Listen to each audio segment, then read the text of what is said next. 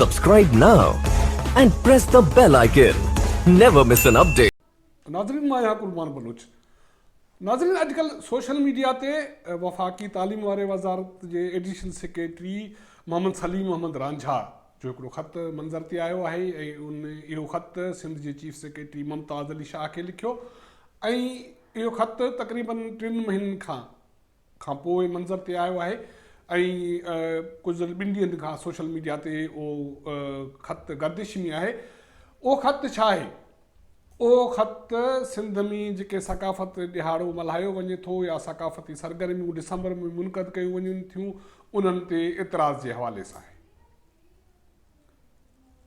वफ़ाक़ी हुकूमत खे तक़रीबन ही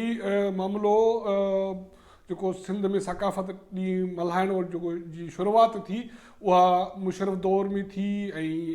उन जी जेका शुरूआति जेतोणीकि फ़र्दी तौर ते कई वई पर उन खां पोइ सॼे समूरे सूबे में उन ॾींहं खे जोश ख़रोश सां मल्हायो पियो वञे ऐं सकाफ़त तौरु या अजरक टोपी जे ॾिहाड़े सां मल्हायो पियो वञे ऐं फ़क़ति इहा हाणे अवाम जी मिल्कियत नाहे रही माना इहो ॾिहाड़ो अवाम हाणे उनखे अवाम ओन करे वरितो आहे या उन हाणे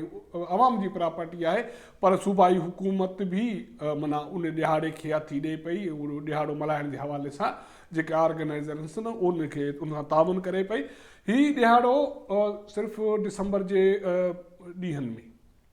मुख़्तलिफ़ ॾींहंनि ते मुख़्तलिफ़ मेड़ाका मुख़्तलिफ़ तंज़ीमनि इदारनि ऐं माण्हुनि तरफ़ां मुनक़द कया वञनि था पर हाणे इंटरनेशनल लेवल ते आलमी सतह ते बि ॾिहाड़ो मल्हायो पियो वञे पर ॻाल्हि सम्झ में इहा नथी अचे त आख़िर वफ़ाक़ी हुकूमत खे मुख़्तलिफ़ मौक़नि ते मुख़्तलिफ़ इशू पैदा करणु या नवां कटा खोलण जो शौक़ु छो आहे। हीउ ख़त बि उन तनाज़ुर में आहे।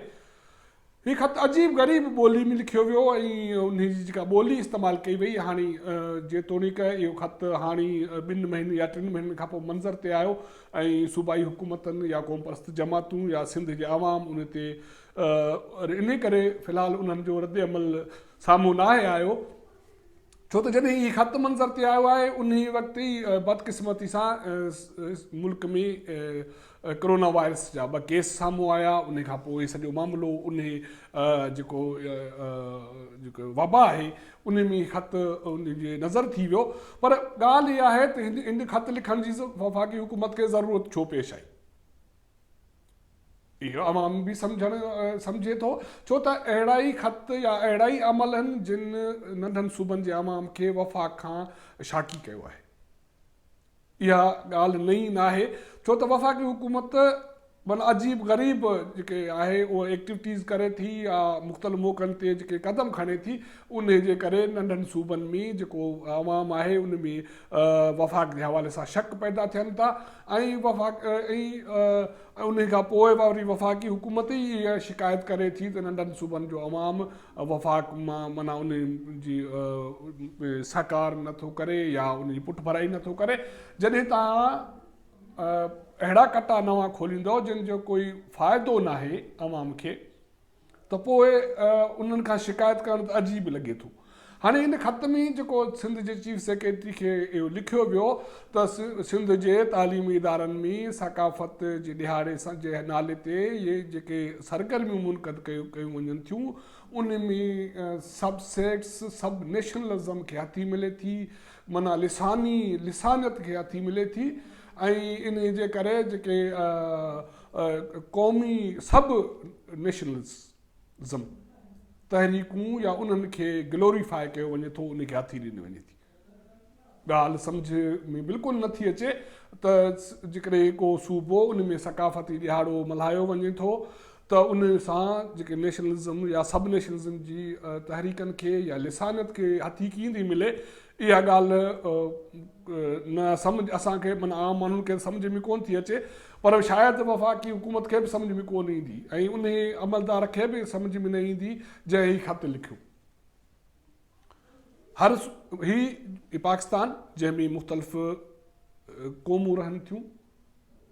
माना उनजी हिकिड़ी ॿोली आहे, उनजी हिकिड़ी सकाफ़त आहे, उनजो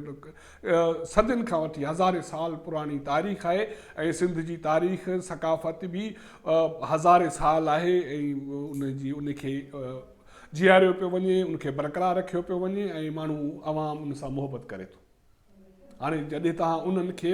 अहिड़नि इवेंट्स खे जंहिंमें अजरक टोपी सां पाए उनखे मल्हायो वञे थो, नचियो ख़ुशी जो इज़हार कयो वञे थो, पंहिंजी सकाफ़त सां प्यार जो इज़हार कयो वञे थो, त तव्हां उनखे जेकॾहिं सब नेशनलिज़म या लिसानत जो नालो ॾींदो त उनजो नतीजो कहिड़ो निकिरंदो, इहा ॻाल्हि शायदि हिते जे ब्यूरोक्रेट्स खे, इस्लामाबाद जे ब्यूरोक्रेट्स जी सम्झ में नथी अचे। इहे सिर्फ़ु हाणे सिंध जो इशू न आहे, ख़ैबर पख्तूनख्वा, बलोचिस्तान ऐं अॻे त पंजाब में बि बसंत जो ॾिहाड़ो मल्हायो वेंदो हो ऐं उहो बि उन्हनि जो सकाफ़ती ॾिहाड़ो हो, पर बदकिस्मती सां काफ़ी अरसे खां उन ते पाबंदी हई वई ऐं पंजाब में बसंत जो जेको ॾिहाड़ो आहे उहो हाणे कोन पियो मल्हायो वञे। पर जॾहिं त सिंध में ही सकाफ़त जो ॾिहाड़ो या अजरक टोपी वारो ॾिहाड़ो गुज़िरियल 10-15 सालनि खां मुसलसिल हर साल मल्हायो पियो वञे। हाणे वफ़ाक़ जो नुमाइंदो जेको सिंध जे चीफ सेक्रेटरी ख़त लिखे थो, उन में हू इन ते ख़दशे जो इज़हार करे थो त अहिड़ा इवेंट जेकॾहिं तइलीमी इदारनि में थियनि था त उन में लिसानियत खे हथी मिलंदी, सब नेशनलिज़म खे हथी मिलंदी, तंहिं करे उनखे डिस्करेज करण लाइ क़दम कया वञे। ऐं सिंध जे तइलीमी इंतिज़ामिया जे तइलीमी इदारनि जे इंतिज़ामिया खे इहा तंबीह कई वञे या हिदायत कई वञे त जेके बि शागिर्द या उन में शिरकत कंदड़ आहिनि उन्हनि खे हू तंबीह कनि त हू अहिड़ा इवेंट्स मुनक़िद करण खां पासो कनि। हिकिड़े घुट ॿूसट वारे माहौल में जंहिंमें असां रहूं था, जंहिंमें के बि एक्टिविटीज़ माण्हुनि खे इंजॉय करण लाइ मौजूदु न आहिनि, माण्हू हिकिड़े पंहिंजनि महांगाई, बेरोज़गारी ऐं मुख़्तलिफ़ मौक़नि ते वबाऊं जेके कोरोना वायरस जहिड़नि बीमारियुनि ऐं ॿियनि बीमारियुनि में मुब्तला रहनि था, उन्हनि खे कुझु इवेंट्स, कुझु मौक़ा मिलनि था जंहिंमें हू पंहिंजी ख़ुशी जो इज़हार कनि था या गॾिजी उनखे मल्हाइनि था या हिक ॿिए सां हिक ॿिए जे हथ में मिलाए उनखे इंजॉय कनि था, त उन्हनि ते एतिराज़ करण जो को जवाज़ सम्झ में नथो अचे। मुंहिंजे ख़्याल में त अहिड़ो जवाज़ त आम माण्हुनि खे बि सम्झ में कोन ईंदो त अहिड़नि इवेंट्स ते माना एतिराज़ करण जो जवाज़ कहिड़ो आहे। ऐं जेकॾहिं एतिराज़ कयो बि वञे थो त उनजो को ठोस सबूत ॾियणु घुरिजे। पर मुंहिंजे ख़्याल में जॾहिं खां सिंध में सकाफ़त जो ॾिहाड़ो मल्हायो पियो वञे, उहो त हाणे पाकिस्तान लेवल ते मल्हायो पियो वञे, इस्लामाबाद मुल्क जे ॿियनि मुख़्तलिफ़ हिसनि में, परॾेह में, उन में वफ़ाक़ जा नुमाइंदा, वफ़ाक़ी वज़ीर, सूबाई वज़ीर, चूंडियल नुमाइंदा शिरकत कनि था। ऐं जंहिं हुकूमती दौर में इहो ख़त लिखियो वियो उन्हनि जा चूंडियल नुमाइंदा बि उन सरगर्मियुनि में शिरकत कंदा रहिया आहिनि ऐं उन्हनि जा सिंध मां चूंडियल नुमाइंदा ख़ुशी सां ऐं बावकार नमूने सां ऐं फ़ख्र सां अजरक टोपी जो इस्तेमालु कंदा रहिया आहिनि ऐं सिंध सां पंहिंजी मुहबत जो इज़हार कंदा रहिया। सकाफ़त जो ॾिहाड़ो छा आहे? पंहिंजे सूबनि सां इज़हार मुहबत आहे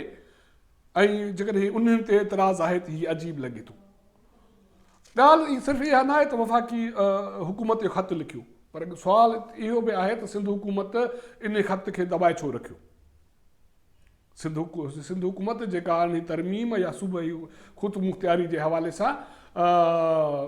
जो नारो हणे थी ऐं उहो दावा उनजी मालिकी जी दावादार आहे, त न इन ख़त जे हवाले सां चूंडियल सूबाई असेंबली खे एतमाद में वरितो, न अवाम खे एतमाद में वरितो। थियणु तीअं खपंदो हो त जॾहिं इहो ख़त मिलियो त सिंध हुकूमत खे इन ख़त खे मंज़र ते आणे पंहिंजे चूंडियल नुमाइंदनि खे अवाम खे एतमाद में वठणु खपंदो हो। जीअं वफ़ाक़ जे जंहिं बि अमलदार इहो कमु कयो या इहो अमल कयो उन खे हिकिड़ी शटअप काल मिलणु घुरिजे हा, पर हाणे इहो न कयो वियो ऐं ख़ामोशी सां हाणे ख़त खे मंज़र ते आंदो वियो। माना हुकूमत मूंखे ॻाल्हि कॾहिं हिन वफ़ाक़ में वेठल अमलदारनि जी, नुमाइंदनि जी ऐं ख़ासि करे जेके चूंडियल नुमाइंदा बि जॾहिं चूंडिजी हिते वज़ीर मुशीर थियनि था, उन जे जेको अकुल फ़हम आहे उनखे छा थो थिए, इहा ॻाल्हि सम्झ खां ॿाहिरि थी वञे थी। हाणे जेकॾहिं इहो इतिराज़ कयो वियो त सिंध जे तालीमी इदारनि में जेके आहे सकाफ़ती ॾिहाड़ा न मल्हाया वञनि, इवेंट्स मुनक़िद न कया वञनि, इन मां छा मिलंदो?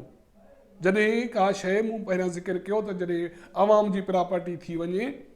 त उन खां पोइ उनखे केरु रोके सघे थो। हा, तालीमी इदारनि में तव्हां अहिड़ा सकाफ़ती ॾियारा मल्हाइण जी इजाज़त न ॾींदो, पर जॾहिं अवाम खे तव्हां छा जानशुरो अलमंज़र ते रोके सघंदो सिंधु किनारे इहो ॾियारो मल्हाइण खां। गुडू खां वठी सखर कोटड़ी खां समुंड जे छोर ताईं सिंधु दरिया वहे पियो। छा उन जे किनारनि ते उन ॾींहं खे मल्हाइण खां तव्हां रोके न सघो था? जे नथा रोके सघो त पोइ पंहिंजे माण्हुनि ते बदइतमादी जो इज़हार करण जो जवाज़ कहिड़ो आहे? ऐं अहिड़ा जेके अमल आहिनि उन्हनि खे रोकण जी ज़रूरत आहे, पर पंहिंजे माण्हुनि खे ओन करण जी ज़रूरत आहे। तव्हां क़ौमियत जी ॻाल्हि कयो था एज़ अ पाकिस्तान नेशन, माण्हू पाकिस्तान सां मुहबत कनि था, पर उहो पंहिंजे सकाफ़त ॿोली ऐं कल्चर सां बि मुहबत कनि था, जंहिंजो एतिराम थियणु घुरिजे। असांजो चैनल ॾिसंदा रहो, इनखे शेयर कयो, सब्सक्राइब कयो।